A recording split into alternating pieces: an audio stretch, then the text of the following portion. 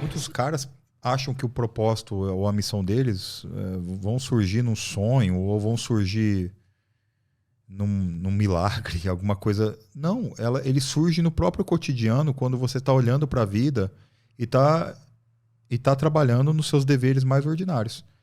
O propósito ele vai surgindo. E quando você estiver pronto, ele vai ficando cada vez mais claro. Às vezes você está até vivendo ele, só que você não está totalmente lúcido disso. E, contudo, quando esse sujeito ele tem muito vazio dentro dele, né? Vazio de pai, vazio de mãe, e ele vive buscando isso nos braços de uma mulher, e dificilmente ele consegue olhar para esse algo maior que ele vai entregar. Existe um itinerário, tem os psicólogos mas não gostam muito disso, né? Porque vem de um cara que muita gente não gosta, que é o professor Olavo de Carvalho. Ele tem um negócio que chama 12 camadas de personalidade. O pessoal hoje tá falando muito disso, entrou na moda. E, na verdade, ele apenas descreve o amadurecimento das motivações dentro da personalidade do sujeito. Um sujeito que ele está na quarta camada da personalidade, que é a famosa quarta camada, ele está ainda muito tomado pelos afetos, sensações, necessidade de receber atenção, necessidade de receber amor. Ele está ainda muito no mundo, não como um semeador, mas ele está no mundo como um recebedor. Eu quero receber. E quem que está ali mais perto de mim para me dar? Mulheres, né? Vai me dar alguma coisa para tentar aplacar um pouco desse meu vazio. Uhum. Ele está na camada dos afetos.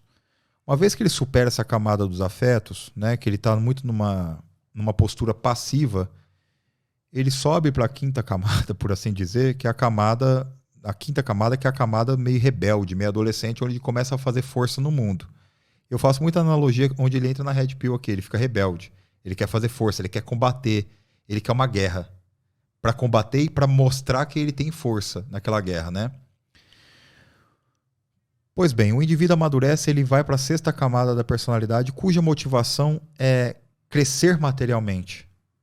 O indivíduo ele sai um pouco desses afetos, ele não se preocupa tanto mais com a opinião dos outros, ele não é mais tão afetado. Mas agora, qual que é a missão dele principal? É amealhar recursos, construir uma vida próspera.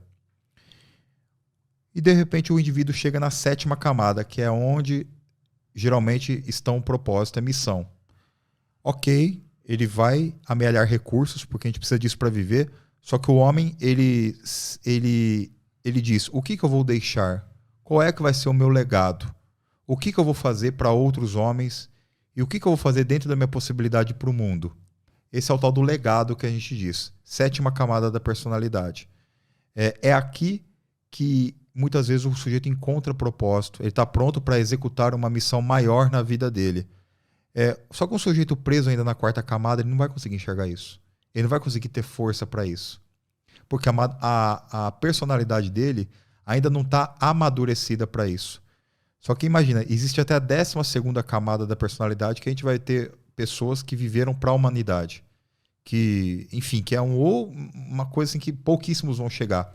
Mas só do sujeito chegar na sétima camada da personalidade, estando com as outras anteriores bem concluídas, cara, já tá ótimo. Aí vem essa sensação que o Yuri descreve.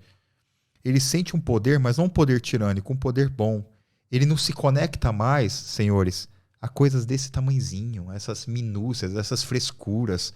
Aí esses, a mulher não me respondeu. Não tem mais isso na cabeça do cara, porque ele está conectado a algo que é muito maior.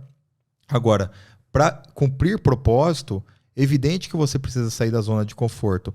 Você acha que eu não enfrentei no meu casamento problemas em função do meu trabalho, da dedicação ao meu trabalho, do cumprimento do meu propósito? É claro. Quando a minha esposa me conheceu, ela fala, não conheci, eu conheci o Orlando, que era um cara que vivia no anonimato e que poderia me dar atenção no momento que eu quisesse. Hoje já não é mais assim, mas ela passa depois a entender porque é em função de algo maior e passa a apoiar depois.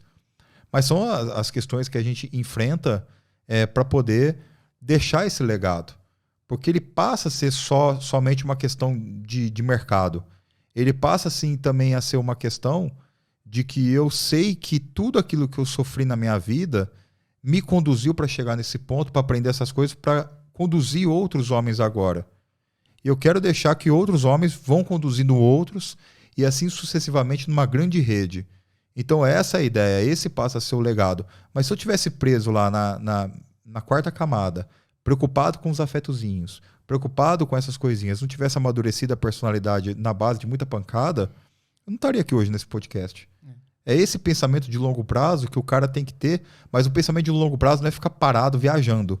É você executar aquilo que está ao seu alcance agora, imediatamente, no mundo da ação. Muitos homens hoje vivem em devaneios, vivem sonhando acordado. Eu falo para os caras, enquanto você é jovem, você tem que se instalar no mundo da ação.